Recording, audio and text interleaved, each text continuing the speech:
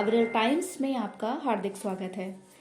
चांद की सतह पर चंद्रयान-3 के सफलतापूर्वक उतरने से लेकर क्रिकेट विश्व कप में हार के गम के साथ बहुत सी ऐसी बातें हैं जो इस साल के साथ याद रहेंगी। पर राजनीतिक उथल-पुथल से भरे इस साल ने राजनीति के हर रंग दिखाए हैं। इस बात को पुख्ता तौर पर साबित किया है कि राजनीति में सब कुछ मुमकिन है और यह संभावनाओं और उम्मीदों का खेल है, बशर्ते आप तमाम आशंकाओं को अपने पुरुषार्थ से उम्मीद में बदलने की शिद्दत रखते हो और मांदा भी। इस साल देश को संसद भवन की नई खूबसूरत इमारत मिल गई। नए भवन में लोकसभा में 888 और राज्यसभा में करीब 300 सदस्यों के बैठने की व्यवस्था है। नई इमारत में हिंदुस्तान की राजनीति की नई बुलंद तस्वीर बनाने की कोशिश भी की गई, जब विशेष सत्र बुलाकर लोकसभा और विधानसभाओं में महिलाओं को आरक्षण देने का विधेयक पास कर दिया गया। बीते साल 2023 की शुरुआत ही राजनीतिक अखाड़े के एक पहलवान और भाजपा सांसद ब्रजभूषण शरण सिंह को महिला पहलवानों के यौन शोषण के आरोपों से पछाड़ने की कोशिश से हुई थी, मगर तमाम तरह के आंदोलनों प्रदर्शनों के बावजूद दुनिया भर में नाम और पदक कमाने वाली दिग्गज पहलवानों को राजनीति ने चित कर दिया। इसी तरह कथित शराब घोटाले का ढक्कन जब साल के शुरुआत में खुला तो उसकी जद में आम आदमी पार्टी के कद्दावर नेता मनीष सिसोदिया ऐसे आए कि साल खत्म हो गया, पर जेल से बाहर नहीं निकल पाए। उनके एक अन्य साथी संजय सिंह को भी इसी सिलसिले में जेल जाना पड़ा। आरोप है कि पार्टी ने पंजाब के चुनाव में इस पैसे का इस्तेमाल किया और वहां उसकी सरकार भी बनी। पंजाब में भले ही भाजपा को कोई सफलता नहीं मिली, पर मार्च उत्तर पूर्वी राज्यों के चुनाव में उसने त्रिपुरा में एक बार फिर पूर्ण बहुमत सरकार बना ली। नागालैंड में नेशनल डेमोक्रेटिक प्रोग्रेसिव पार्टी तो मेघालय में नेशनल पीपल्स पार्टी के साथ मिलकर सरकार बना ली। मार्च में ही कांग्रेस के लिए बुरी खबर तब आई जब उनके युवा नेता राहुल गांधी को लोकसभा की सदस्यता गंवानी पड़ी। गुजरात में सूरत की एक अदालत ने उन्हें मानहानि के मामले में 2 साल की सजा सुनाई थी। बाद में कांग्रेस को एक बड़ी राहत तब मिली जब राहुल गांधी सुप्रीम कोर्ट के फैसले के बाद फिर लोकसभा में लौट आए। यूं तो हम हर दिन बहुत से मसलों पर लगातार तेजी से आगे बढ़ रहे हैं, पर अप्रैल में हम दुनिया में सबसे बड़ी आबादी वाले मुल्क बन गए। हालांकि तेज बढ़ती आबादी भारत में राजनीति का मुद्दा नहीं बनी, जनगणना और जाति गणना का मुद्दा चर्चा में बना रहा है। उधर मणिपुर हिंसा में तपता रहा, दहकता रहा। जुलाई में 2 महिलाओं की नग्न परेड की वीडियो ने देश की तमाम व्यवस्थाओं को नंगा कर दिया। कुकी और मैतेई समुदाय के बीच हिंसा भले थम गई है, पर राख के नीचे आग अभी भी महसूस की जा सकती है।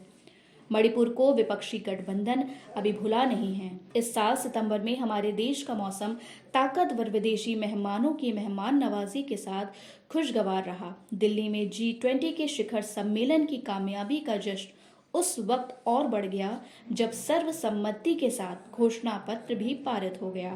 प्रधानमंत्री नरेंद्र मोदी की विदेश नीति की यह बड़ी जीत मानी गई और उसकी गूंज राजनय के साथ राजनीति में भी हुई।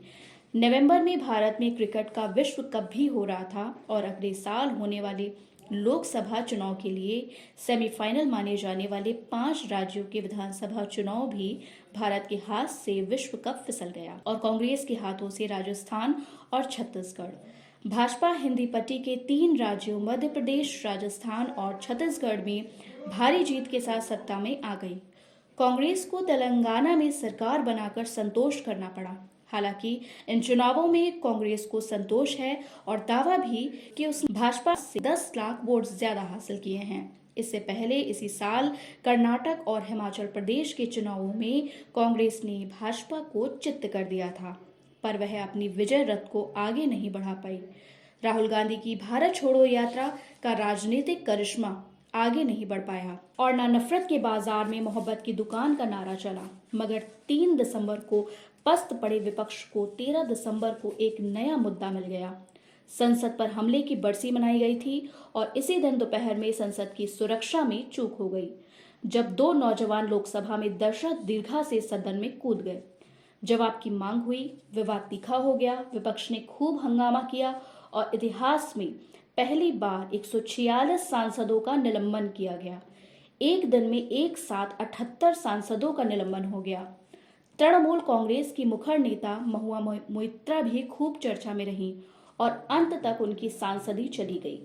एक उद्योगपति से लाभ लेकर सवाल पूछने का उन पर आरोप लगा। सांसद अपना लॉगिन पासवर्ड कैसे रखते हैं, यह देश को पता चला। मोदी सरकार के खिलाफ जून में बना इंडिया ब्लॉक 4 बैठकों के बाद भी अपनी गांठें सुलझाने में जुटा है।